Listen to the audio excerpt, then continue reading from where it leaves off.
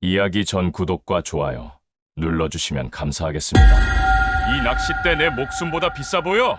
시커먼 낚시 조끼를 입은 천성필의 목소리가 강물 위에 거칠게 퍼졌다. 팔당호의 새벽이었다.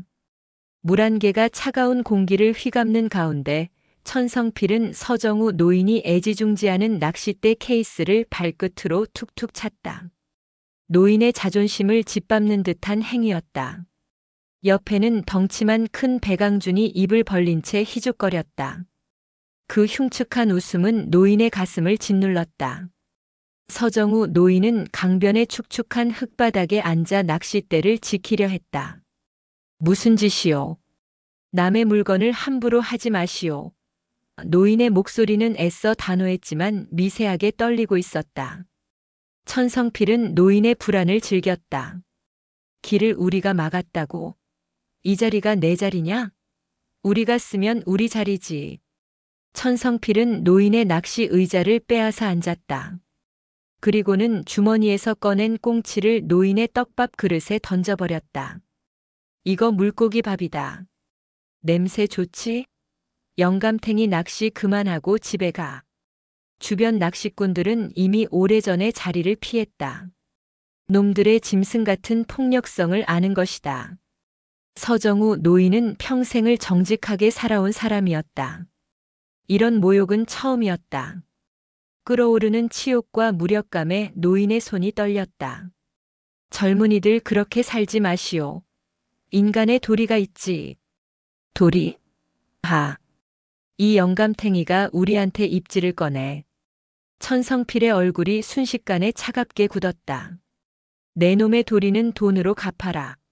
내 낡은 릴 때문에 내 동생 배강준이 넘어질 뻔해서 손목 나갔단 말이야.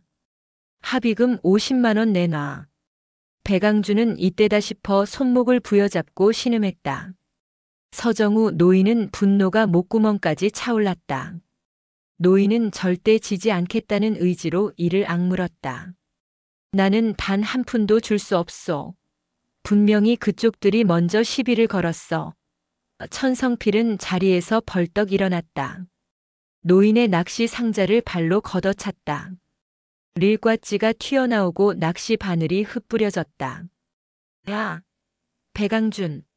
이 영감탱이 오늘 강물에 밥으로 뿌려줘야겠어. 천성필이 노인의 멱살을 잡으려는 순간이었다. 멈춰. 서늘한 목소리가 물 한 개를 뚫고 강렬하게 박혔다.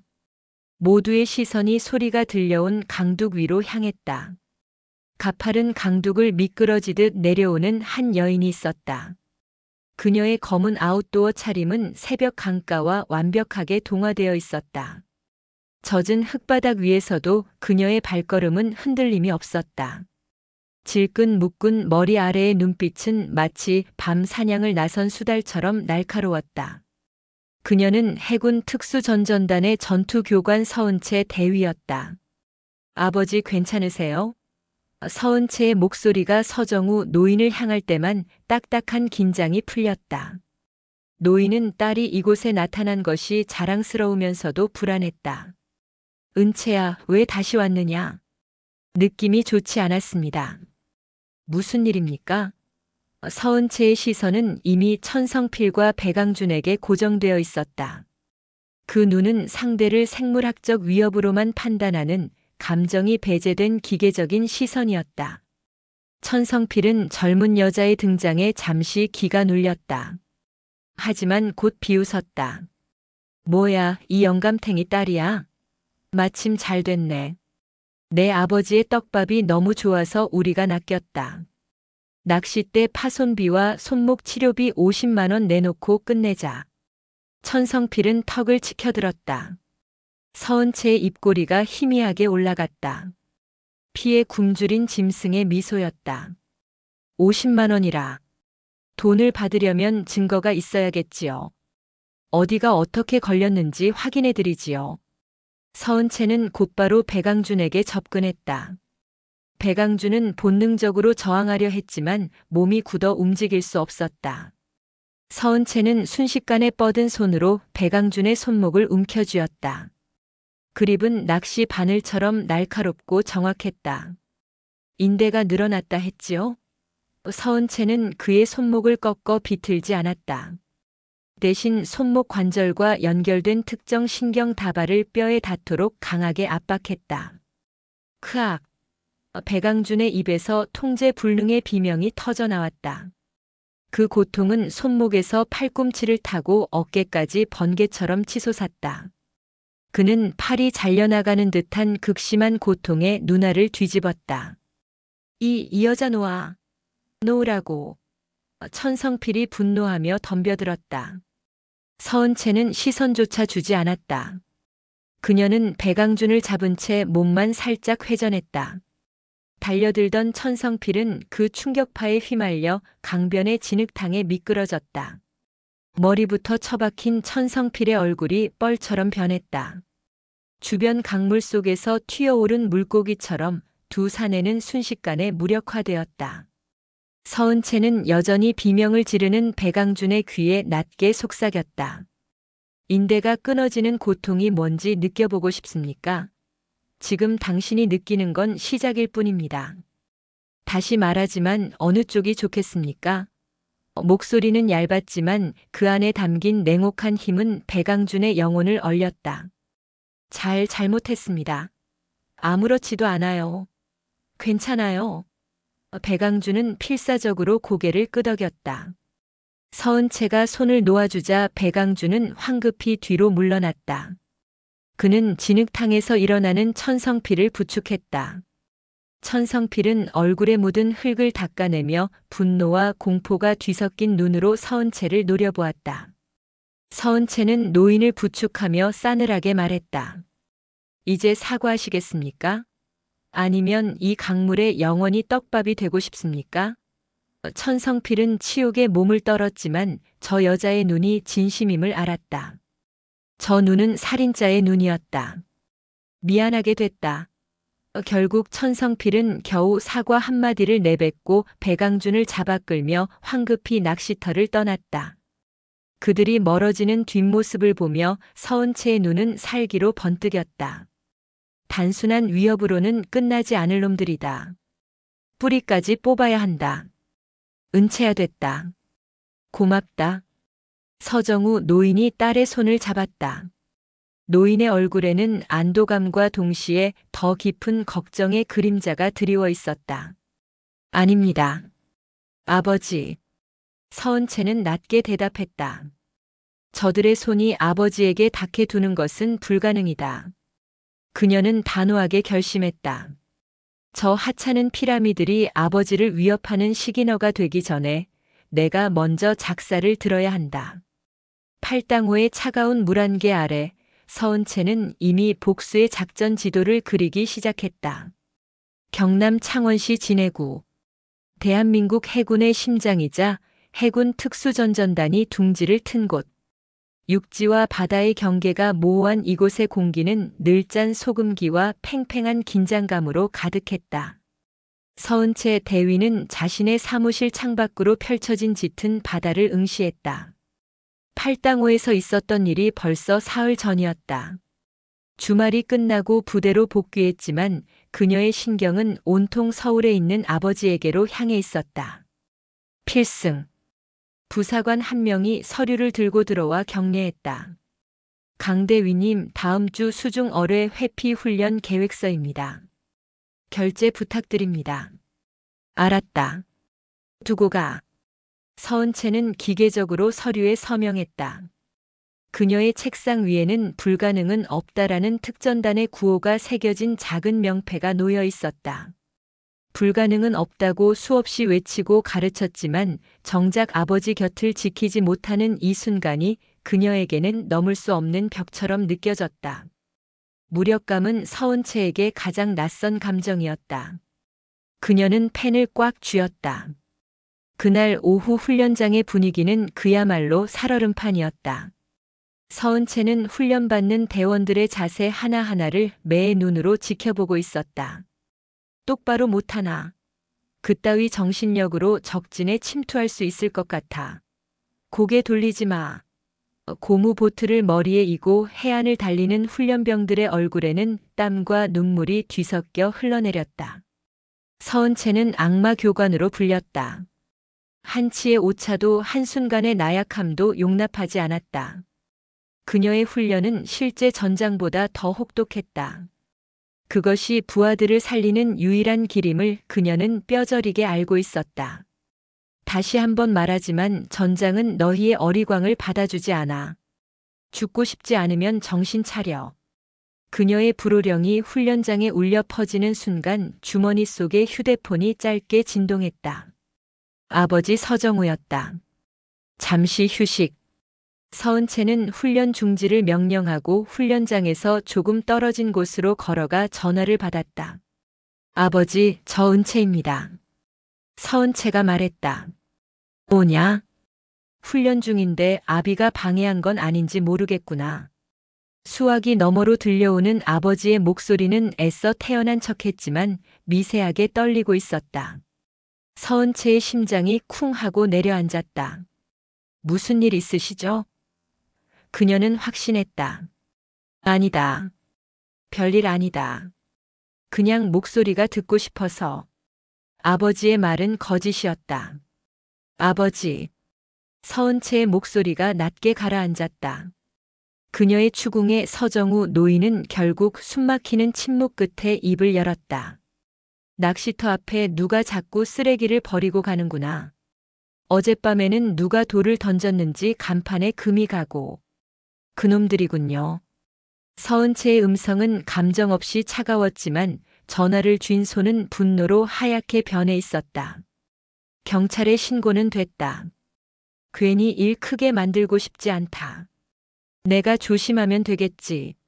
너는 나라 지키는 일에만 신경 쓰거라. 이 늙은이 걱정은 말고. 서정우 노인은 서둘러 전화를 끊었다. 서은채는 끊어진 전화기를 한참 동안 귀에 대고 있었다. 끓어오르는 분노가 머리끝까지 치밀어 올랐다. 그 하찮은 벌레 같은 놈들이 감히 아버지를 건드렸다. 군인으로서의 이성과 자식으로서의 분노가 그녀 안에서 격렬하게 충돌했다. 더 이상 군인은 아니다. 지금은 딸이다. 그날 밤 서은채는 잠을 이루지 못했다. 눈을 감으면 낚시터 앞에서 홀로 서서 깨진 간판을 보고 있을 아버지의 모습이 아른거렸다. 그녀는 결심했다. 이 문제는 더 이상 아버지가 조심해서 해결될 일이 아니었다. 자신이 직접 나서야 했다. 위험 요소를 즉시 제거해야 했다. 다음 날 아침 서은채는 부대장실 문을 두드렸다. 필승. 서은채 대위 들어가도 되겠습니까? 들어와. 부대장 문재혁 중령은 산더미 같은 서류에 파묻혀 있다가 고개를 들었다. 그는 서은채의 임관 시절부터 그녀를 지켜봐 온 직속상관이자 인생의 선배 같은 존재였다. 무슨 일인가? 서은채 대위. 자네 표정이 좋지 않군. 문재혁 중령이 걱정스러운 눈빛으로 물었다. 개인적인 사정으로 인해 휴가를 신청하고자 합니다. 문재혁 중령은 의외라는 표정을 지었다. 서은채는 단 한 번도 개인적인 사유로 훈련에 차질을 준 적이 없는 군인이었다. 집에 무슨 일 있나? 아버님 건강이 조금 좋지 않으십니다. 서은채는 거짓말을 했다. 사실대로 말했다가는 문재혁 중령이 부대의 힘을 이용해 도우려 할 것이 뻔했다. 이것은 그녀 혼자서 군인이 아닌 딸로서 해결해야 할 일이었다. 그래, 알겠다. 며칠이나 필요한가? 닷새면 충분할 것 같습니다. 알겠다. 부대 일은 걱정 말고 잘 다녀오도록. 아버님께 안부 전해드리고. 감사합니다. 부대장실을 나온 서은채는 곧장 자신의 숙소로 향했다. 그녀는 군복을 벗고 사복으로 갈아입었다.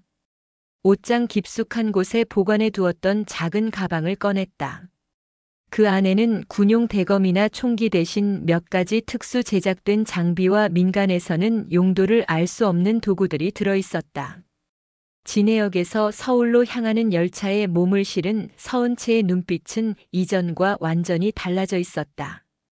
군인 서은채의 눈빛이 잘 훈련된 사냥개의 것이라면 지금 그녀의 눈빛은 먹잇감을 정하고 복수를 결심한 굶주린 늑대의 그것이었다. 차창 밖으로 진해의 검은 파도가 부서지고 있었다. 서울에 도착하면 그 파도보다 더 거칠고 무자비한 분노가 2명의 벌레를 삼켜버릴 터였다. 그녀는 단순한 참교육을 하러 가는 것이 아니었다. 그들의 인생에서 가장 소중한 것들을 하나씩 아주 고통스럽게 앗아가기 위해 가는 길이었다. 서울역에 도착한 서은채의 모습은 팔당호에서 와도 진해의 군부대에서 와도 달랐다. 평범한 회색 후드티에 짙은 색 청바지. 머리에는 야구 모자를 푹 눌렀었다. 그녀는 인파 속으로 스며들어 완벽하게 자신의 기척을 지웠다. 특수부대원의 가장 기본이 되는 기술, 바로 은밀 기동이었다.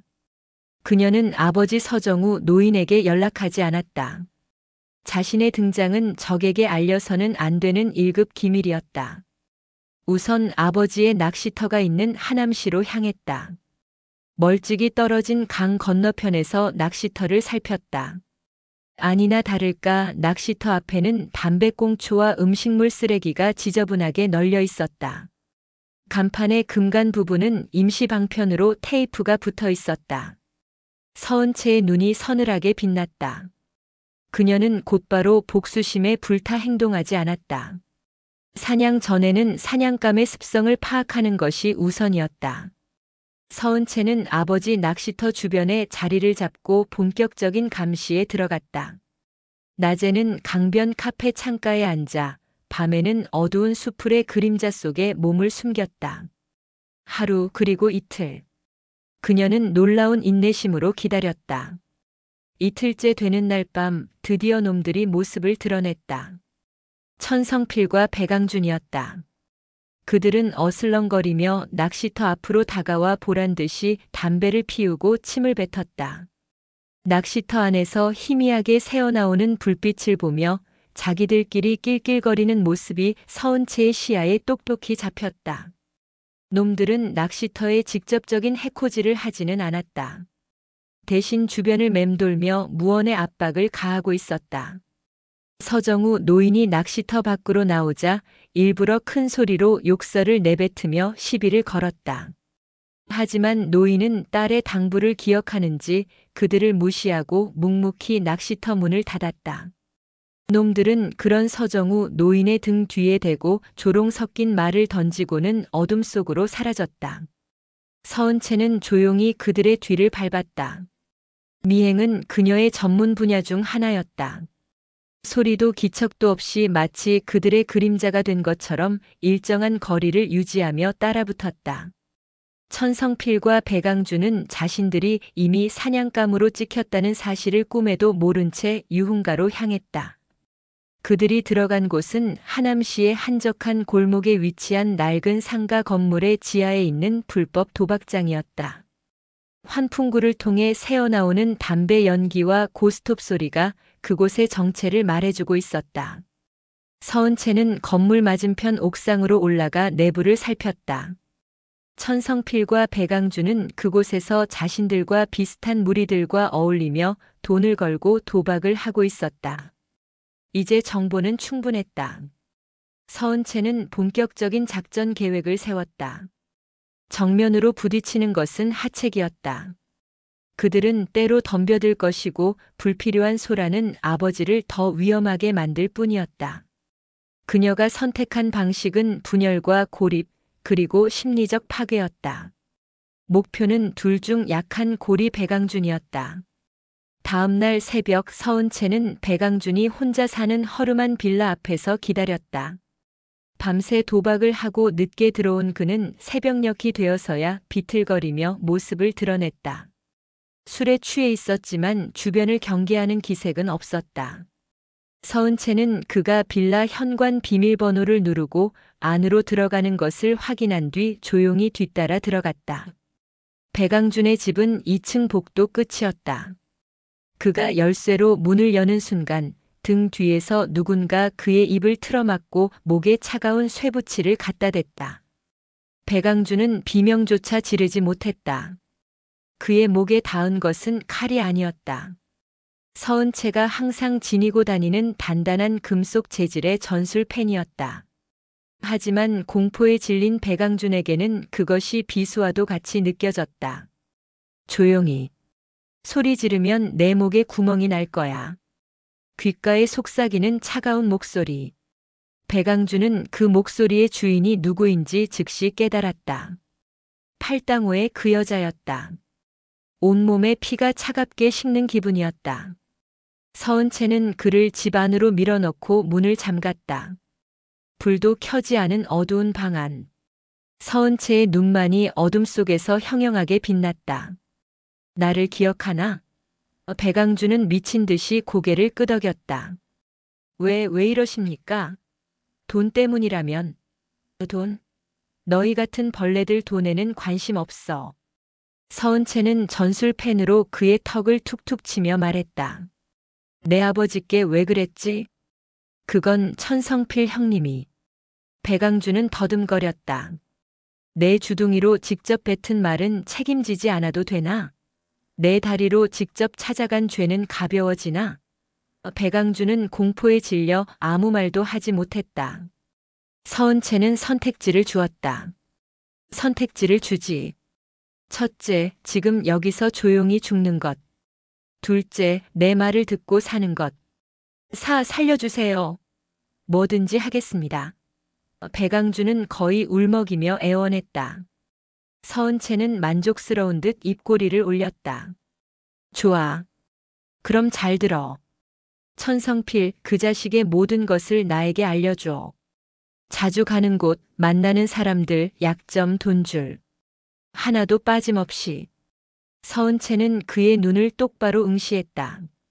만약 거짓을 말하거나 날 속이려 든다면 그땐 내가 상상할 수 있는 가장 고통스러운 방법으로 후회하게 만들어주지. 명심해. 나는 너희가 사는 세계의 사람이 아니야. 나는 너를 이 세상에서 흔적도 없이 사라지게 만들 수 있어. 그것은 단순한 협박이 아니었다. 특수부대원이 가진 능력과 국가가 부여한 기술을 암시하는 그 무엇보다 현실적인 공포였다. 백강준은 서은채가 허튼 소리를 하는 것이 아님을 본능적으로 직감했다. 그의 눈앞에 있는 여자는 자신들이 지금껏 상대해 온 어설픈 양아치나 경찰과는 차원이 다른 존재였다. 말씀드리겠습니다. 전부 다. 결국 백강준은 모든 것을 털어놓기 시작했다. 천성필이 운영하는 불법 도박장의 장부, 그의 사채업, 그리고 그가 가장 두려워하는 상납 조직의 존재까지. 서은채는 어둠 속에서 조용히 그의 말을 들으며 머릿속에 거대한 그물망을 짜기 시작했다. 이제 약한 고리는 끊어졌다. 다음은 우두머리의 숨통을 조일 차례였다. 그녀의 복수는 이제 막 서막을 열었을 뿐이었다. 백강준의 허름한 빌라를 나선 서은채의 발걸음에는 한치의 망설임도 없었다. 그녀의 머릿속에는 이미 거대한 작전 지도가 그려지고 있었다. 백강준에게서 얻어낸 정보는 단순한 구술이 아니었다. 그것은 천성필이라는 인간의 탐욕과 공포, 관계와 돈의 흐름이 얽히고 설킨 치밀한 약점 보고서였다. 첫 번째 목표는 천성필의 돈줄, 즉 불법 사채업의 균열을 내는 것이었다. 천성필은 주로 하남시 일대의 영세 상인들을 상대로 급전을 빌려주고 악랄한 이자를 뜯어내고 있었다. 백강준은 그가 채무자들에게 받은 차용증과 신체 포기 각서 사본을 보관하는 장소까지 실토했다. 서은채는 곧장 행동에 나섰다. 우선 PC방으로 향해 익명으로 사용할 전자우편 계정을 여러 개 만들었다. 그리고 백강준이 알려준 채무자 명단 중 가장 절박해 보이는 이들 몇 명에게 익명의 편지를 보냈다. 내용은 간단했다. 천성필에게 빌린 돈 갚지 않아도 될 방법이 있습니다. 그가 당신에게 받은 차용증은 법적 효력이 없는 불법 계약서입니다.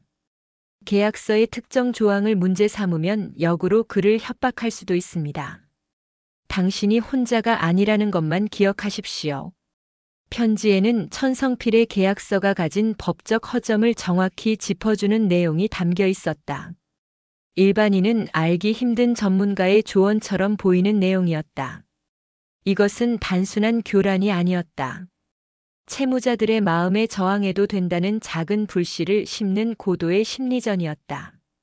며칠 뒤 천성필의 불법 도박장에 미묘한 변화가 감지되기 시작했다. 며칠째 수금이 되지 않았기 때문이다. 처음에는 대수롭지 않게 여겼던 천성필의 얼굴에 점차 그늘이 드리워졌다. 전화를 걸면 받지 않거나 찾아가면 가게 문을 닫고 잠적해버리는 채무자들이 하나둘 늘어났다. 아이 씨발놈들이 진짜 단체로 약 빨았나? 야 배강준, 너 똑바로 수금하고 있는 거 맞아? 천성필이 도박장 한 구석에서 담배를 뻑뻑 피우며 배강준을 닥달했다. 배강준은 며칠 전 서은채를 만난 이후로 잠도 제대로 자지 못해 눈밑이 퀭했다. 형님 정말입니다. 다들 가게도 안 열고 전화도 안 받습니다. 이상하게 다들 똑같은 소리만 합니다. 계약서가 이상하다느니 변호사랑 이야기하겠다느니. 천성필은 분노했다. 변호사 같은 소리하고 있네. 거지 새끼들이 무슨 돈으로 변호사를 사. 천성필은 재떨이에 담배를 비벼 끄며 욕설을 내뱉었다. 하지만 그의 마음속에도 불안감이 싹트고 있었다. 한두 명이라면 모를까 여러 명이 동시에 저항하는 것은 분명 누군가 뒤에서 바람을 넣고 있다는 증거였다. 서은채의 두 번째 작전은 천성필의 의심을 배강준에게로 돌리는 것이었다. 그녀는 배강준에게 은밀하게 연락했다. 오늘 밤 자정 도박장에 혼자 남아있어. 내가 시키는 대로만 하면 천성필의 의심에서 벗어날 수 있다. 배강준은 공포에 떨면서도 서은채의 지시를 따를 수밖에 없었다. 그날 밤 다른 이들을 모두 돌려보낸 배강준은 불 꺼진 도박장에 홀로 앉아 있었다. 약속된 시간이 되자 도박장 문이 조심스럽게 열리며 순찰 중이던 경찰 2명이 들어왔다. 여기 불법 도박장이라는 신고가 들어와서 나왔습니다. 잠깐 확인 좀 하겠습니다. 서은채가 공중전화로 익명신고를 한 것이었다. 경찰들은 도박장 내부를 대충 훑어보았지만 천성필이 미리 손을 써둔 덕에 당장 증거가 될 만한 것은 발견하지 못했다. 별다른 건 없군요. 시끄럽게 영업하지 마세요. 경찰들이 돌아가고 난 뒤 배강준은 안도의 한숨을 내쉬었다. 하지만 진짜 공포는 이제부터 시작이었다. 다음 날 경찰이 다녀갔다는 소식을 들은 천성필이 불같이 화를 내며 달려왔다. 야 배강준, 이게 어떻게 된 거야? 왜 하필 내가 혼자 있을 때 경찰이 뜬 거냐고. 형님, 저도 모릅니다. 그냥 혼자 가게 보고 있었는데 갑자기. 모르긴 뭘 몰라. 이 개새끼야. 내가 찌른 거지. 그렇지? 천성필의 주먹이 배강준의 얼굴에 날아들었다. 배강준은 바닥에 나뒹굴며 필사적으로 외쳤다. 아닙니다, 형님. 제가 어떻게 형님을 배신합니까? 정말입니다. 천성필은 분이 풀리지 않는 듯 배강준을 몇 번 더 발로 찼다. 하지만 확실한 증거가 없어 더 이상 추궁하지는 못했다. 하지만 그의 눈에는 이미 깊은 의심이 자리 잡고 있었다. 가장 믿었던 오른팔이 자신을 배신했을지도 모른다는 의심. 그리고 보이지 않는 곳에서 누군가 자신을 조종하고 있다는 막연한 공포가 그를 올가미기 시작했다. 그 시간 서은채는 하남시의 어두운 강변에 서 있었다. 아버지 서정우 노인의 낚시터 간판에 누군가 붉은 페인트로 저주에 가까운 낙서를 해놓은 것을 발견했기 때문이다.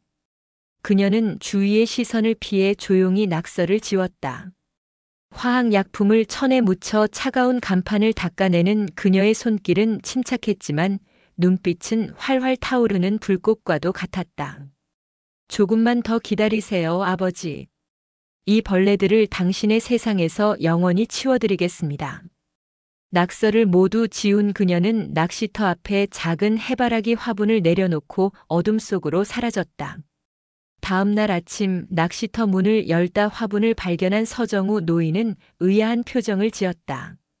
누가 놓고 간 것인지는 알 수 없었지만 굳은 일만 계속되던 요즘 그 작은 꽃송이가 왠지 모를 위안과 희망을 주는 듯 했다.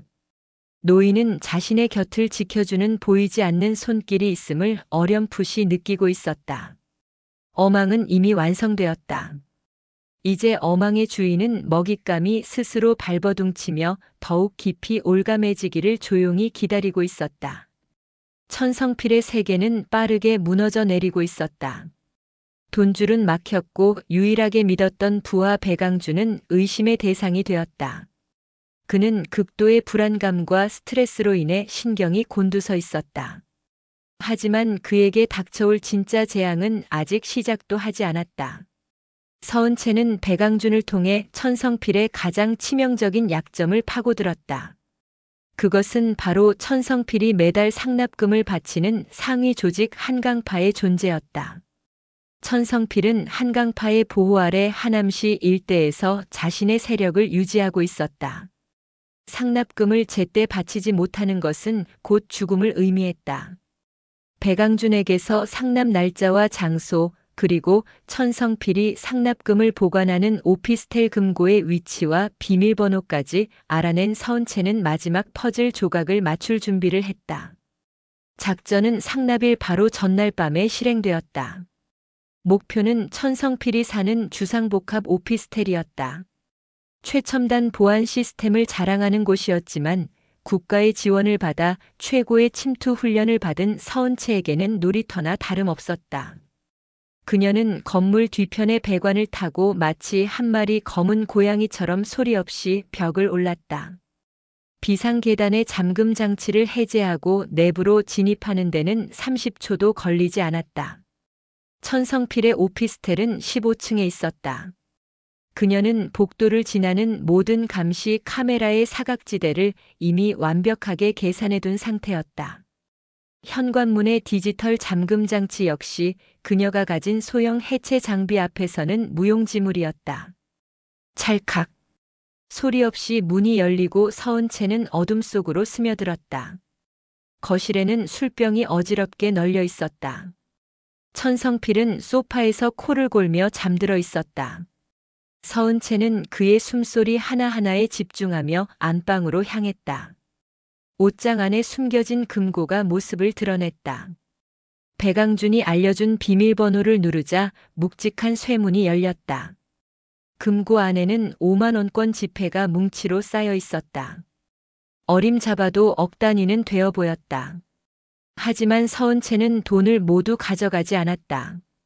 그녀는 전체 금액의 90%만 가방에 챙겼다. 그리고 나머지 돈은 보란듯이 금고 안에 남겨두었다. 마지막으로 그녀는 자신이 미리 준비해 온 것 하나를 금고 안에 두고 나왔다. 그것은 최고급 낚시 용품 상자에 있던 유성 매직 펜이었다. 천성필이 평소 돈이 생기면 허세를 부리며 새 낚싯대를 사서 표시하는 데 쓰던 물건이었다. 마치 천성필 스스로가 돈을 빼돌려 탕진한 것처럼 보이게 하려는 교묘한 심리적 함정이었다. 서은채는 왔던 길을 역순으로 흔적 하나 남기지 않고 오피스텔을 빠져나왔다. 다음 날 오후 상납 시간이 다가오자 천성필은 술 취해 찌든 머리를 부여잡고 금고를 열었다. 그리고 그 안에 남은 돈을 보고 경악했다. 이게 뭐야? 내 돈. 그는 미친 사람처럼 머리를 쥐어뜯었다. 돈이 사라졌다. 아니, 애매하게 사라졌다. 도둑이 들었다면 전부 가져갔을 텐데 일부는 남아 있었다. 그리고 금고 안에서 뒹구는 유성 매직 펜. 순간 그의 머릿속에 섬광처럼 스치는 기억이 있었다. 며칠 전 새로 산 일을 보며 술김에 펜으로 이름 석자를 썼던 기억. 혹시 내가 술에 취해 돈을 어디 다른 곳에 옮겨두었나? 아니면 누구에게 주었나? 기억이 뒤죽박죽 엉키며 스스로를 믿을 수 없게 되었다. 그는 혼란과 자괴감에 빠졌다. 그가 혼란에 빠져 있을 때 현관문 초인종이 울렸다. 한강파의 행동대원들이었다. 천 사장, 준비는 됐겠지? 결국 천성필은 남은 돈이라도 긁어 모아 그들 앞에 내놓을 수밖에 없었다.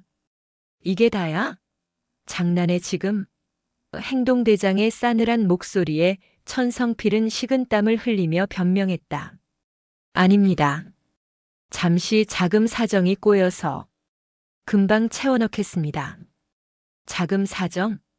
행동대장은 코웃음을 치며 천성필의 멱살을 잡았다. 내 놈이 요즘 우리 뒤통수 치고 다른 줄에 붙으려고 한다는 소문이 있던데. 이게 그 준비 자금이었나 보지. 그 소문 역시 서은채가 배강준을 시켜 흘린 것이었다. 천성필은 절규했다. 오해입니다. 절대 아닙니다. 하지만 변명은 통하지 않았다. 한강파 행동대원들의 무자비한 폭행이 시작되었다. 오피스텔 안에는 천성필의 비명과 가구가 부서지는 소리가 울려 퍼졌다. 그들은 천성필의 팔 하나를 부러뜨리고 나서야 일주일의 시간을 주겠다는 경고를 남기고 사라졌다. 혼자 남아 피를 흘리며 쓰러져 있던 천성필의 눈에는 이제 이성이라고는 남아있지 않았다. 그는 이 모든 불행의 원인이 단 한 사람에게서 시작되었다고 확신했다. 배강준, 그 배신자 새끼. 그는 부러진 팔의 고통도 잊은 채 비틀거리며 어디론가 전화를 걸었다. 나다.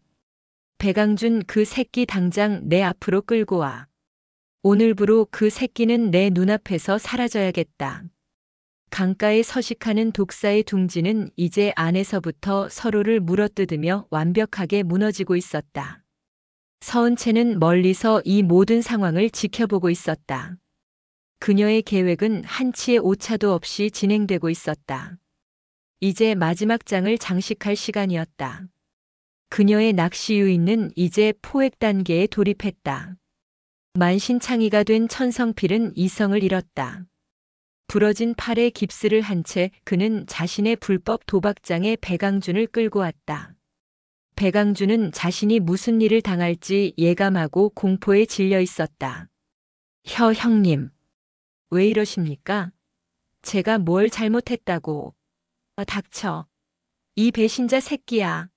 내 놈이 경찰에 찌르고 한강 형님들한테 이간질한 거 다 알아. 천성필은 성한 팔로 쇠 파이프를 집어들었다. 배강준은 살기 위해 필사적으로 빌었다. 하지만 광기에 휩싸인 천성필의 귀에는 아무것도 들리지 않았다. 그 순간 천성필의 휴대폰에 문자 메시지 한 통이 도착했다. 발신번호 표시는 제한되어 있었다. 내 모든 것을 망가뜨린 건 배강준이 아니다. 진짜 범인을 알고 싶으면 오늘 밤 11시 8당호 낚시터 입구로 혼자 나와라. 천성필의 움직임이 멈칫했다. 진짜 범인. 그는 잠시 고민했지만 이미 잃을 것이 없는 그에게 선택지는 없었다. 이 새끼는 여기 묻거나. 내가 다녀와서 처리한다. 그는 배강준을 도박장 기둥에 묶어둔 채 이를 갈며 약속 장소로 향했다. 밤 11시에 8당호 낚시터 입구는 인적 하나 없이 어둡고 스산했다. 강에서 불어오는 찬 바람이 그의 부러진 팔을 훑고 지나갔다. 천성필은 불안하게 주위를 두리번거리며 상대를 기다렸다. 그때 어둠 속에서 한 인형이 천천히 모습을 드러냈다. 회색 후드티에 야구 모자를 쓴 여자. 바로 서은채였다. 너였냐? 천성필은 순간 말을 잃었다. 고작 여자 하나, 그것도 낚시터에서 만났던 그 여자가 이 모든 일을 꾸몄다는 것을 믿을 수가 없었다. 그래. 나다. 서은채는 모자를 벗었다. 차가운 달빛 아래 그녀의 얼굴이 드러났다. 그 무감정한 눈빛과 마주하자 천성필은 저도 모르게 뒷걸음질 쳤다. 내가 어떻게? 내 채무자들을 선동한 것도 나고 경찰을 부른 것도 나다. 내 금고에서 돈을 가져가고 한강파에 내 험담을 흘린 것도 나지. 서은채는 마치 남의 이야기를 하듯 담담하게 말했다. 하지만 그 내용은 천성필의 심장을 하나하나 도려내는 것처럼 고통스러웠다. 왜? 도대체 왜? 이유를 몰라서 묻나? 넌 내 아버지를 건드렸다. 그까짓 늙은이 하나 때문에. 천성필이 악을 쓰며 소리쳤다. 그 순간 서은채의 표정이 처음으로 차갑게 굳었다. 그 늙은이? 너 같은 벌레 인생 수백 개를 합쳐도 내 아버지의 발끝만도 못해. 분노와 모멸감에 휩싸인 천성필은 품 안에 숨겨두었던 캠핑용 칼을 꺼내 들었다. 이 미친년이. 그는 부러지지 않은 팔로 칼을 휘두르며 서은채에게 달려들었다. 하지만 그의 움직임은 서은채의 눈에는 마치 느린 화면처럼 보였다. 서은채는 가볍게 몸을 숙여 칼날을 피함과 동시에 그의 손목을 꺾었다. 악! 천성필의 손에서 칼이 떨어져 나갔다. 서은채는 그가 균형을 잃은 틈을 놓치지 않고 그의 성한 팔의 관절을 반대 방향으로 비틀었다. 뼈가 어긋나는 끔찍한 소리가 강변의 정적을 갈랐다. 으악! 양팔을 모두 쓰지 못하게 된 천성필은 그대로 바닥에 쓰러져 고통스럽게 몸부림쳤다. 서은채는 싸늘한 눈으로 그를 내려다보았다. 이것은 군인의 전투 기술이 아니었다. 이것은 오직 한 사람을 무력화시키고 최대한의 고통을 주기 위해 연마된 복수의 기술이었다. 그때 낚시터 아래쪽에서 작은 손전등 불빛과 함께 한 노인이 천천히 걸어왔다. 아버지 서정우 노인이었다. 서은채가 미리 연락해둔 것이었다. 은채야. 서정우 노인은 처참하게 쓰러져 있는 천성필과 싸늘하게 서 있는 딸의 모습을 보고 말을 잇지 못했다. 아버지, 이제 다 끝났습니다. 다시는 아버지를 괴롭힐 벌레는 없을 겁니다. 서은채의 목소리가 미세하게 떨리고 있었다.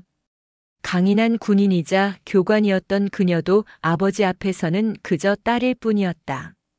서정우 노인은 아무 말 없이 다가와 딸의 어깨를 감싸 안았다. 고생했다. 내 딸. 이제 됐다. 다 됐다. 아버지의 따뜻한 체온에 서은채의 눈시울이 뜨거워졌다. 그녀는 아버지의 품에 얼굴을 묻었다. 길고 길었던 복수는 끝났다. 하지만 그녀가 얻은 것은 통쾌함만이 아니었다. 아버지를 지켜냈다는 안도감과 그 과정에서 괴물이 되어야만 했던 스스로에 대한 깊은 연민이었다. 그녀는 쓰러진 천성필을 뒤로 한 채 천천히 강변을 내려왔다. 서은채는 이미 경찰의 낚시터에서 다툼이 있었고 크게 다친 사람이 있다는 익명의 신고를 마친 상태였다. 잠시 후 멀리서 사이렌 소리가 희미하게 들려왔다. 달빛이 부서지는 팔당호의 밤길을 아버지와 딸은 말없이 함께 걸었다. 세상 그 어떤 갑옷보다도 든든한 서로의 존재를 확인하며 그들은 다시 일상으로 돌아갈 준비를 하고 있었다. 법의 심판이 아닌 딸의 손에 내려진 혹독한 심판의 밤은 그렇게 저물고 있었다. 팔당호의 서늘한 밤길을 뒤로하고 아버지 서정우 노인과 함께 집으로 돌아온 서은채의 마음은 복잡했다. 천성필을 응징하고 아버지의 평화를 되찾았다는 안도감도 잠시. 그녀의 마음 한구석에는 꺼림칙한 뒷맛이 가시지 않았다. 스스로의 손으로 법의 경계를 넘나들었다는 사실. 그리고 그 과정에서 느꼈던 차가운 분노와 희열이 그녀를 혼란스럽게 했다. 군인으로서 지켜야 할 규율과 딸로서 행해야 할 도리 사이에서 그녀는 아슬아슬한 외줄 타기를 끝마친 기분이었다. 은채야, 저녁은 먹었느냐? 집에 도착하자마자 서정우 노인이 물었다. 노인의 목소리는 평소처럼 담담했다. 하지만 딸을 바라보는 눈빛에는 이전에는 없던 깊은 이해와 연민이 서려 있었다. 노인은 강변에서 벌어진 일에 대해 더는 묻지 않았다. 그저 딸의 낚시 조끼에 묻은 흙먼지를 묵묵히 털어줄 뿐이었다. 아닙니다. 아버지와 같이 먹고 싶습니다. 두 사람은 마주 앉아 늦은 저녁 식사를 했다. 반찬은 소박했지만 그 어떤 진수성찬보다도 따뜻하고 소중한 식사였다. 대화는 거의 없었다. 하지만 밥그릇 위로 오가는 눈빛 속에는 수만 마디의 말이 담겨 있었다. 아버지는 딸을 걱정했고 딸은 아버지의 평온을 기원했다.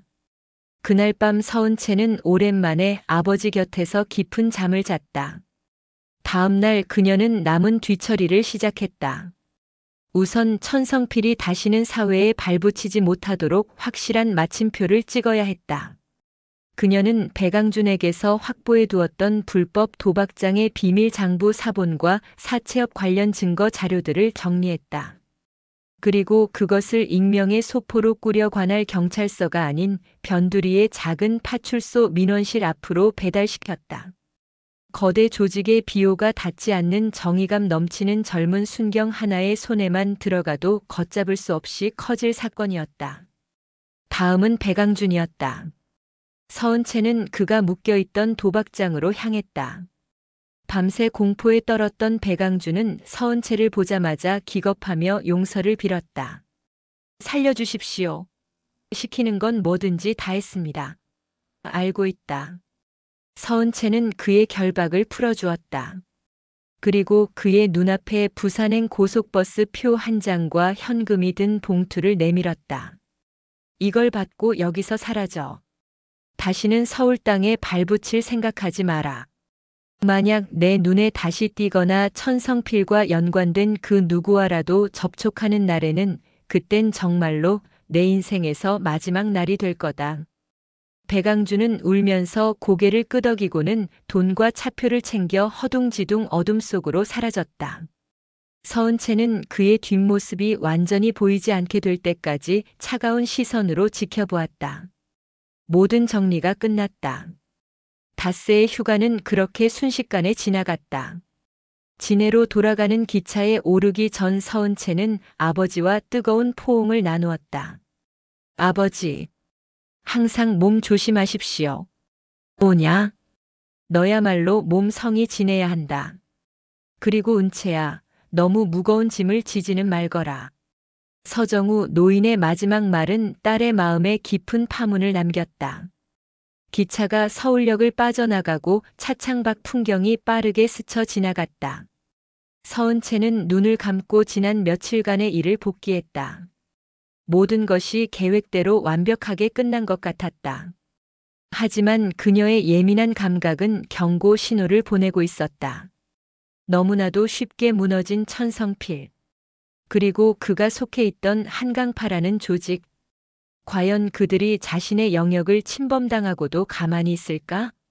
미꾸라지 한 마리를 잡았더니 그 뒤에 있던 거대한 철갑상어가 신경 쓰이기 시작한 것이다. 바로 그 시각 서울 강남의 한 고급 호텔 최상층에 위치한 스위트룸에서는 한 사내가 느긋하게 와인잔을 기울이며 야경을 감상하고 있었다. 그의 이름은 구명환. 한강파의 자금과 구역을 총괄하는 실질적인 실세였다. 사람들은 그를 구 실장이라 불렀다. 그래서 하남 쪽은 어떻게 됐나? 그의 등 뒤에 그림자처럼 서 있던 부하가 고개를 숙이며 보고했다. 천성필은 양팔이 부러지고 중상을 입은 채 경찰에 체포되었습니다. 불법 도박장 운영과 사채 혐의까지 모두 뒤집었었습니다. 재기는 불가능할 것 같습니다. 구명환은 흥미롭다는 듯 와인잔을 흔들었다. 누가 한 짓인지는 알아봤나? 그게 이상합니다. 전문적인 조폭들의 수법이 아닙니다. 돈이나 이권을 노린 흔적도 없습니다.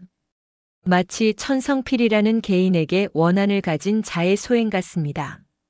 하지만 그 방식이 너무나도 깔끔하고 치밀합니다. 돈줄을 막고 내부를 이간질시키고 상부 조직과의 관계를 파탄낸 뒤에 마지막으로 숨통을 끊었습니다. 마치 군사작전을 방불케 합니다. 부하의 보고에 구명환의 입가에 희미한 미소가 떠올랐다. 그는 분노한 것이 아니었다. 오히려 재미있는 장난감을 발견한 어린아이처럼 눈을 빛내고 있었다. 그래, 군사작전이라. 재미있군. 천성필 같은 하찮은 놈 하나를 처리하는데 그 정도의 공을 들인 자라. 복수심에 불타는 아마추어가 아니라 냉철한 머리를 가진 프로라는 소리겠지. 그는 자리에서 일어나 창가로 다가섰다. 발 아래 서울의 불빛이 보석처럼 펼쳐져 있었다. 알아봐. 천성필 주변에 최근 원한을 살 만한 일이 있었는지, 그와 얽혔던 인물들은 누구인지 샅샅이 뒤져. 복수 따위에는 관심 없어. 다만 이런 인재는 그냥 썩히기엔 아깝지 않나? 우리 편으로 만들 수 있다면 더할 나위 없고 그럴 수 없다면 미리 싹을 잘라내야지. 서울 바닥에 우리 허락 없이 이런 작전을 펼칠 수 있는 자는 없다는 걸 가르쳐 줘야지. 네. 알겠습니다. 부하가 물러나자 구명환은 다시 와인잔을 입으로 가져갔다. 서은채. 진해로 향하는 기차 안에서 잠시 선잠이 들었던 서은채는 등골을 훑고 지나가는 서늘한 감각에 자신도 모르게 눈을 떴다. 누군가 자신을 지켜보고 있는 듯한 강렬한 느낌. 그녀는 날카로운 시선으로 객실 안을 빠르게 훑었다. 잠든 승객들, 책을 읽는 학생, 창밖을 보는 연인. 모든 것이 평범했다. 하지만 그녀의 몸은 경고를 멈추지 않았다. 폭풍은 끝난 것이 아니었다. 더 거대하고 음흉한 폭풍이 자신의 존재를 눈치채고 조용히 접근해 오고 있었다. 이번에는 그녀가 사냥꾼이 아닌 사냥감이 될 차례였다. 진해의 군부대로 복귀한 서은채는 다시 악마 교관의 가면을 썼다. 하지만 그녀의 내면은 고요한 수면 아래의 소용돌이처럼 복잡했다. 훈련에 집중하려 애썼지만 서울에서 느꼈던 감시당하는 듯한 불길한 감각이 뇌리를 떠나지 않았다. 그녀의 감각은 일반인의 상상을 초월했다. 수많은 실전과 훈련을 통해 단련된 생존을 위한 본능이었다. 대위님, 무슨 안 좋은 일 있으십니까? 휴식 시간에 문재혁 중령이 다가와 물었다. 그는 서은채의 미세한 변화를 눈치챈 유일한 사람이었다. 아닙니다. 괜찮습니다. 그래. 자네 눈빛이 예전 같지 않아서 말이야. 너무 날이 서 있어. 마치 보이지 않는 적이라도 경계하는 사람처럼. 서은채는 대답 대신 희미하게 웃어 보였다. 문재혁 중령의 통찰력은 정확했다. 그녀는 지금 보이지 않는 적의 존재를 느끼고 있었다. 한편 서울에서는 구명환의 거미줄이 촘촘하게 펼쳐지고 있었다. 그의 부하들은 전문가들이었다. 그들은 천성필이 체포되기 직전 병원 기록을 확인했다. 양팔이 모두 정교한 수법으로 부러졌다는 의사의 소견을 확보했다. 그들은 팔당호 주변의 모든 방범 카메라 영상을 샅샅이 뒤졌다. 화면은 대부분 흐릿했지만 사건 당일 밤 입구 주변을 맴돌던 한 여성의 실루엣을 찾아냈다. 결정적인 단서는 천성필의 통화 기록에서 나왔다. 그는 쓰러지기 직전 아버지 서정우 노인의 낚시터에 여러 차례 협박 전화를 걸었던 것이 확인되었다. 구명환의 부하들은 즉시 하남시로 향했다. 서정우 노인은 여느 때와 같이 자신의 낚시터를 지키고 있었다. 며칠간의 소동이 끝나고 다시 찾아온 평화가 더없이 소중하게 느껴졌다. 그때 낚시터 문을 열고 말끔한 정장 차림의 사내가 들어왔다. 그는 낚시터를 둘러보는 척하며 서정우 노인에게 말을 걸었다. 사장님, 낚시터 인상이 참 좋으십니다. 이 동네에서 오래 장사하셨나 봐요. 그냥 먹고 살 만큼 했습니다. 노인은 경계를 늦추지 않고 짧게 대답했다. 자제분들은 다들 잘 계시죠? 요즘은 자식들 잘 되는 게 제일 큰 복이라고들 하더군요. 특히 따님이 있으시면 든든하시겠습니다. 그 순간 서정우 노인의 눈빛이 날카로워졌다. 평범한 손님이라면 던지지 않을 질문이었다. 너무나도 의도적이고 사적인 접근. 그는 지난번 천성필 무리에게 시달렸던 기억을 떠올렸다. 이자에게서 나는 냄새는 그들과는 종류가 달랐다. 더 세련됐지만 훨씬 더 음흉하고 위험한 냄새였다. 무슨 일로 오셨소? 아닙니다. 그냥 지나가다 들렀습니다. 사내는 부드럽게 웃으며 낚시터를 나섰다.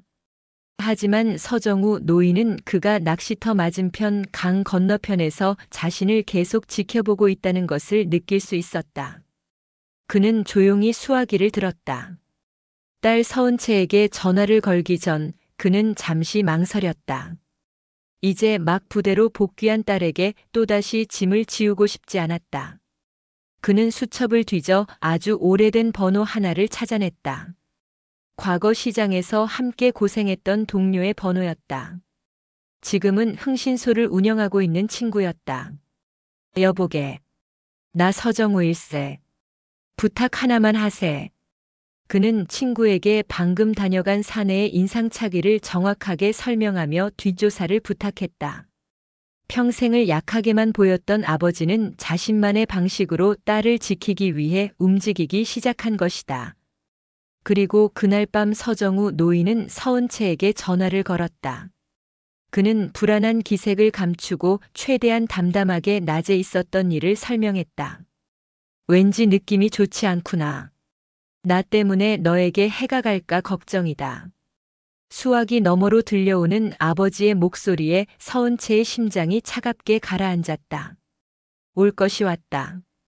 적들은 이미 아버지의 존재를 파악하고 그를 미끼로 자신에게 접근하고 있었다. 걱정 마십시오, 아버지. 제가 다 알아서 하겠습니다. 절대로 혼자 계시지 마시고 낯선 사람은 무조건 경계하십시오. 전화를 끊은 서은채는 즉시 행동에 나섰다. 군부대 내부의 정보망을 공식적으로 이용할 수는 없었다. 그녀는 과거 함께 특수 임무를 수행했던 정보부 소속의 동기에게 비공식적인 연락을 취했다. 아버지의 낚시터 주변 방범 카메라 영상과 최근 그 일대를 배회하는 의심스러운 인물들에 대한 조회를 부탁했다. 군인으로서의 선을 넘는 위험한 행동이었지만 그녀에게는 다른 선택지가 없었다. 이틀 뒤 곳곳에서 거의 동시에 정보가 들어왔다. 아버지의 친구가 운영하는 흥신소에서는 그 남자가 한강파의 행동대원이라는 사실을 알아냈다. 그리고 서은채의 동기는 더 무서운 정보를 보내왔다. 아버지 낚시터 주변에 여러 명의 조직원들이 교대로 잠복하며 감시하고 있다는 것. 그리고 그들의 목표가 서정우 노인이 아닌 그를 찾아올 딸이라는 사실을 밝혀냈다. 그들은 서은채의 신원까지는 아직 파악하지 못했지만 그녀가 다시 아버지 앞에 나타나기를 기다리며 덫을 놓고 있는 것이었다. 사냥꾼은 어느새 사냥감의 동선과 약점을 파악하고 포위망을 좁혀오고 있었다. 바로 그때 서은채의 개인 휴대폰이 울렸다. 모르는 번호였다. 망설임 끝에 통화 버튼을 누르자 수화기 너머로 한 번도 들어본 적 없는 나긋나긋하지만 뱀처럼 차가운 남자의 목소리가 들려왔다. 서은채 대위님 맞으십니까? 서은채의 온몸이 그 자리에 얼어붙었다. 자신의 이름과 계급을 알고 있었다. 잠깐 드릴 말씀이 있습니다. 아버님의 안부를 위해서라도 제 전화를 받아주시는 게 좋을 겁니다. 적은 이미 그녀의 모든 것을 꿰뚫어 보고 있었다. 사냥감의 목덜미 바로 앞에 사냥꾼의 차가운 이빨이 와닿는 순간이었다. 수화기 너머로 들려오는 목소리는 기름을 바른 듯 매끄러웠다. 하지만 그 안에 담긴 위협은 날카로운 유리 조각과도 같았다. 서은채는 순간적으로 숨을 멈췄다. 자신의 신분이 노출되었다. 그것은 곧 군인으로서의 자신의 생명이 끝날 수도 있음을 의미했다. 누구시죠? 그녀는 동요를 감추고 최대한 차분한 목소리로 되물었다. 평생을 극한 상황 속에서 살아온 그녀의 목소리에는 떨림이 없었다. 제 이름은 중요하지 않습니다. 서 대위님. 그저 당신의 재능에 깊은 감명을 받은 사람이라고 해두죠. 천성필 같은 벌레 한 마리를 처리하는데 그렇게 우아하고 효율적인 방식을 쓸 줄 아는 분은 흔치 않거든요. 구명환. 그의 목소리에는 조롱이 아닌 진심 어린 감탄이 섞여 있었다. 그는 서은채를 적으로 규정하고 있는 것이 아니었다. 오히려 탐나는 물건을 발견한 수집가와 같은 태도였다. 용건만 말하시죠. 성격이 급하시군요. 좋습니다. 용건은 간단합니다. 서 대위님의 그 아까운 재능 썩히기엔 너무 아깝지 않습니까? 좁은 군대 안에서 정해진 규율에 얽매여 있기엔 당신은 너무 특별합니다. 우리와 함께 일하는 게 어떻겠습니까? 당신이 상상하는 것 이상의 돈과 권력을 손에 쥐게 해드리겠습니다. 채용 제한. 서은채는 어이가 없었다. 범죄 조직이 현역 특수부대 장교에게 손을 내밀고 있었다. 그들의 오만함과 대담함에 헛웃음이 나올 지경이었다. 미친 소리군요. 미친 소리라. 그렇게 들릴 수도 있겠군요. 하지만 잘 생각해 보십시오. 구명환의 목소리가 순간 낮게 가라앉았다. 지금 아버님께서는 낚시터 문을 닫고 댁으로 돌아가시는 중입니다. 회색 점퍼에 검은색 바지를 입으셨군요. 방금 단골 식당에 들러 국밥 한 그릇을 드셨고요. 마음에 드십니까? 이 정도 정보면. 서은채의 등줄기에 식은땀이 흘렀다. 아버지는 완벽한 감시하에 놓여 있었다. 만약 서 대위님께서 제안을 거절하시거나 혹은 어리석게 경찰 같은 곳에 연락이라도 하신다면. 글쎄요. 연세 드신 분들은 강가에서 넘어지기만 해도 크게 다치시더군요. 정말 안타까운 사고가 일어나지 말란 법은 없겠죠. 협박은 노골적이었다. 아버지의 목숨을 담보로 한거부할 수 없는 제안. 구명환은 여기서 그치지 않았다. 그리고 당신의 군 경력에도 문제가 생길 수 있습니다. 민간인을 상대로 벌인 불법적인 폭력, 군 내부 정보를 이용한 사적인 조사. 이 정도면 불명예 전역은 따놓은 당상 아닐까요? 우리는 그 모든 것을 증명할 능력이 있습니다. 당신은 모든 것을 잃게 될 겁니다. 완벽한 함정이었다. 앞으로 나아갈 수도 뒤로 물러설 수도 없는 외통수. 서은채는 잠시 침묵했다. 머릿속에서는 수천 개의 전술 계획이 세워지고 무너졌다. 이 상황을 타개할 방법은 보이지 않았다. 생각할 시간을 주시죠. 그녀가 내놓을 수 있는 최선의 답이었다. 시간을 버는 것. 좋습니다. 현명한 판단입니다. 딱 사흘 드리겠습니다. 사흘 뒤에 다시 연락드리죠. 그때는 긍정적인 답변을 기대하겠습니다. 서중사. 아니 서대위님. 마지막 말은 마치 그녀의 미래를 예견하는 듯한 악의적인 조롱이었다. 전화가 끊어지고 서은채는 차가운 벽에 몸을 기댔다. 온몸에서 힘이 빠져나가는 기분이었다. 천성필을 상대할 때와는 차원이 다른 적이었다. 힘과 폭력만으로는 결코 이길 수 없는 거대한 조직과 교활한 지능을 가진 괴물이었다. 그녀는 곧바로 아버지에게 전화를 걸었다. 숨길 때가 아니었다. 모든 것을 알려야 했다. 그녀는 방금 전 구명환과의 통화 내용을 하나도 빠짐없이 아버지에게 전했다. 아버지가 겁을 먹고 자신을 원망할지도 모른다는 최악의 상황까지 각오했다. 하지만 수화기 너머로 들려온 아버지의 목소리는 의외로 차분했다. 그랬구나. 내 딸이 그런 짐까지 지고 있었구나. 오랜 침묵 끝에 서정우 노인이 입을 열었다. 그의 목소리는 조금도 흔들리지 않았다. 오히려 그 안에는 강철 같은 의지가 담겨 있었다. 은채야. 예, 아버지. 너는 군인이다. 대한민국을 지키는 군인이야. 불의와 타협하는 군인은 군인이 아니다. 아비 걱정은 말고 내가 옳다고 믿는 길을 가거라. 하지만 아버지, 위험합니다. 위험? 이놈아. 애비는 내가 태어나기 전부터 이 험한 세상에서 달고 다른 사람이다. 저런 벌레들 협박에 벌벌 떨지 않아. 이 늙은이도 가만히 앉아 당하고만 있지는 않을 게다. 그러니 너는 너의 길을 가. 군인답게. 그리고 내 딸답게. 아버지의 말은 그 어떤 작전 명령보다도 서은채의 가슴을 뜨겁게 울렸다. 두려움과 절망으로 가득 찼던 그녀의 눈에 다시 빛이 돌아왔다. 혼자가 아니었다. 자신을 믿어주는 아버지가 있었다. 그렇다면 두려워할 이유가 없었다. 타협도 도망도 없다. 오직 정면 돌파뿐이다. 서은채는 결심을 굳혔다. 구명환과 한강파, 그 거대한 악의 축을 뿌리째 뽑아버리기로. 이것은 이제 아버지를 지키기 위한 복수를 넘어 자신의 신념과 군인으로서의 명예를 건 전쟁이었다.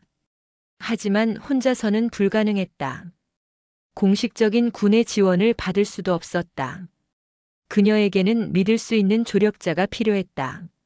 서은채는 통화 목록에서 단 한 사람의 이름을 찾아냈다. 자신의 군 생활 내내 멘토이자 버팀목이 되어 주었던 사람. 문재혁 중령이었다. 그녀는 망설임 없이 통화 버튼을 눌렀다. 필승.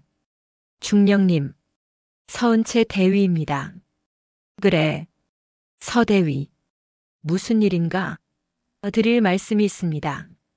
지금 당장 찾아뵈어도 되겠습니까? 그녀의 목소리에 담긴 비장함을 느낀 문재혁 중령은 잠시 침묵하다가 말했다. 알겠다. 내 사무실로 오도록. 감사합니다. 그리고 중령님. 서은채는 잠시 숨을 골랐다. 비공식적인 도움이 필요합니다. 전쟁의 서막이 올랐다. 이제 그녀는 더 이상 혼자가 아니었다. 거대한 어둠에 맞서기 위한 작은 불꽃들이 하나둘 모이기 시작했다. 문재혁 중령의 사무실에는 무거운 침묵이 흘렀다. 서은채의 보고를 모두 들은 그의 얼굴은 굳어 있었다. 현역 장교가, 그것도 최정예 특수부대 교관이 거대 범죄 조직의 표적이 되었다는 사실은 그 자체로 군의 명예에 대한 심각한 도전이었다. 미친놈들이로군. 한참 만에 문재혁 중령이 뱉어낸 말이었다. 그는 분노하고 있었지만 동시에 냉철하게 상황을 분석하고 있었다. 공식적으로 군이 개입할 수는 없다. 자네의 행동 역시 규정 위반 소지가 다분해. 일이 커지면 자네가 모든 책임을 뒤집어 쓰고 군복을 벗어야 할 수도 있어. 알고 있습니다. 그래서 중령님께 비공식적인 도움을 요청하는 겁니다. 서은채의 눈빛은 흔들림이 없었다. 문재혁 중령은 그런 그녀의 눈을 한참 동안 마주 보았다. 그는 자신이 아끼는 부하의 군 생활이 끝장날 수도 있는 위험과 그녀의 가족이 처한 절체절명의 위기 사이에서 고뇌했다. 좋다. 그의 결단은 빨랐다. 군인 서은채가 아닌 딸 서은채를 돕는다고 생각하겠다. 이건 군사작전이 아니다. 다만 불의를 보고 참지 못하는 예비역들의 조용한 분노라고 해두지. 문재혁 중령은 즉시 몇 군데 전화를 걸었다. 그가 연락한 이들은 모두 UDT 출신의 예비역들이었다. 사회 각계각층에 흩어져 있지만 불가능은 없다는 신념을 공유하는 보이지 않는 전우들이었다. 정보 분석 전문가, 통신 감청 전문가, 그리고 어둠 속에서 움직이는데 일가견이 있는 침투 전문가. 조용한 전쟁을 위한 팀이 순식간에 꾸려졌다. 작전명은 심해어였다. 계획은 대담했다. 서은채가 구명환의 제안을 받아들이는 척 조직의 심장부로 직접 들어가는 것이었다. 그녀의 임무는 단 하나. 한강파의 모든 범죄 증거가 담겨 있는 중앙 서버의 위치를 파악하고 그 데이터를 외부로 빼내는 것이었다. 너무 위험하다. 상어떼 속으로 제 발로 들어가는 짓이야. 상어를 잡으려면 심해로 들어가야 합니다. 서은채의 의지는 확고했다. 작전의 또 다른 한 축은 아버지 서정우 노인이 맡기로 했다. 그가 적들의 시선을 자신에게 묶어두는 미끼 역할이었다. 문재혁 중령이 보낸 예비역 팀원 한 명이 서정우 노인의 낚시터 근처에 잠복해 그를 보호하는 동시에 적의 감시망을 교란시키기 시작했다. 사흘째 되는 날 서은채는 구명환에게 전화를 걸었다.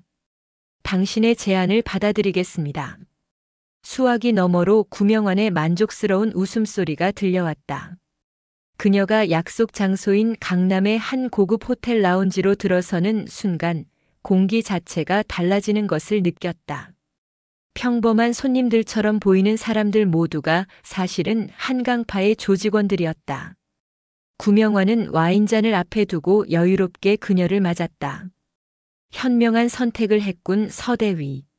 아니, 이제부터는 서 실장이라고 불러야 하나. 그날 이후 서은채는 구명환의 그림자가 되었다. 그는 서은채의 능력을 시험하기 위해 몇 가지 까다로운 임무를 맡겼다. 경쟁 조직의 정보를 빼내오거나 돈을 떼먹고 잠적한 채무자를 추적하는 일이었다. 서은채는 군에서 배운 기술들을 10분 활용해 모든 임무를 완벽하게 처리했다. 그녀의 실력에 구명환은 감탄을 금치 못했고 시간이 흐를수록 그녀를 향한 경계를 풀고 신뢰를 보이기 시작했다. 그동안 아버지 서정우 노인은 겁에 질린 노인 연기를 완벽하게 해내고 있었다. 그는 일부러 낚시터를 일찍 닫고 불안한 듯 주변을 두리번거리는가 하면 이삿짐 센터에 전화를 걸어 이사 비용을 알아보는 등 곧 도망칠 사람처럼 행동했다. 구명환의 부하들은 그런 서정우 노인의 움직임에 집중하느라 정작 자신들의 심장부로 파고든 진짜 위협을 눈치채지 못했다. 한 달이 지났다. 서은채는 마침내 조직의 핵심 기밀이 보관된 장소를 알아냈다. 그것은 구명환의 사무실 가장 깊숙한 곳에 숨겨진 비밀 공간의 서버실이었다. 철통 같은 보안과 삼중의 잠금 장치로 보호되고 있는 곳이었다. 결전의 날이 밝았다. 문재혁 중령과 예비역 팀은 외부에서 모든 준비를 마쳤다. 아버지 서정우 노인은 딸과의 약속대로 이삿짐 트럭을 불러 가짜 이사를 감행하며 감시 인력의 시선을 완전히 자신에게로 돌렸다. 서은채는 구명환에게 긴급 보고를 핑계로 그의 사무실에 들어섰다. 무슨 일이지? 서 실장. 경쟁 조직에서 우리 구역을 넘보고 있는 움직임이 포착됐습니다. 관련 자료입니다. 서은채가 서류를 건네는 척하며 그의 시선을 끄는 순간 그녀의 손이 번개처럼 움직여 그의 목 뒤 급소를 가격했다. 구명환은 소리 한 번 지르지 못하고 그대로 정신을 잃었다. 서은채는 즉시 비밀 공간으로 향했다. 예비역 팀이 원격으로 보내준 해제 코드를 이용해 잠금 장치를 풀고 서버실로 진입했다. 그녀는 소형 데이터 전송 장치를 중앙 서버에 연결했다. 한강파 수십 년의 범죄 기록이 대한민국에서 가장 안전한 곳, 국군 기무사령부의 비밀 서버로 전송되기 시작했다. 데이터 전송 막대가 천천히 차오르는 동안 서은채는 숨을 죽이고 기다렸다. 그때 쓰러져 있던 구명환이 신음소리를 내며 정신을 차리기 시작했다. 그는 예상보다 강인한 자였다. 상황을 파악한 그의 눈에 살기가 번뜩였다. 그는 비틀거리며 일어나 서은채에게 달려들었다. 마지막 사투가 시작되었다. 구명환은 보통 조폭들과는 달랐다. 그 역시 단련된 싸움꾼이었다. 하지만 그의 상대는 인간병기라 불리는 UDT의 현역 교관이었다. 사무실의 집기들이 부서져 나가며 격렬한 싸움이 벌어졌다. 마침내 서은채는 그의 공격을 피해 몸을 날려 공중에서 그의 팔 관절을 완벽하게 제압하며 바닥에 쓰러뜨렸다. 내 놈의 실수는 나를 얕본 것이 아니다.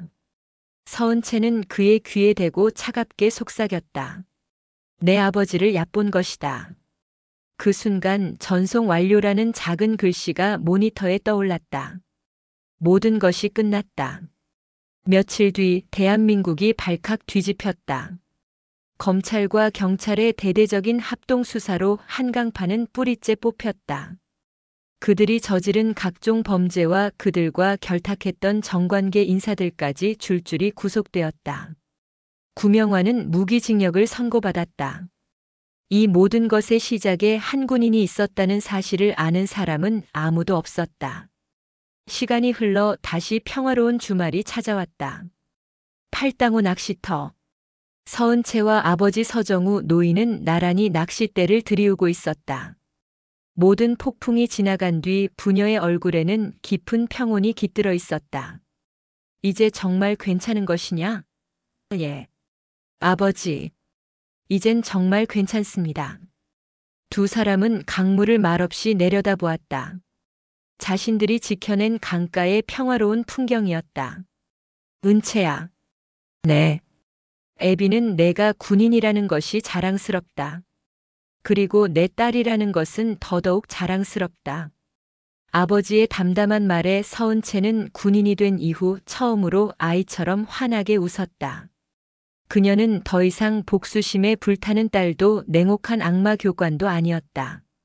그저 사랑하는 아버지 곁에 선 든든하고 자랑스러운 딸일 뿐이었다. 두 사람은 함께 낚시터를 나섰다. 한 걸음 한 걸음 서로에게 기댄 발걸음은 세상 그 무엇보다 단단하고 굳건했다. 팔당호의 잔잔한 물결이 마치 그들의 승리를 축복하듯 조용히 반짝이고 있었다.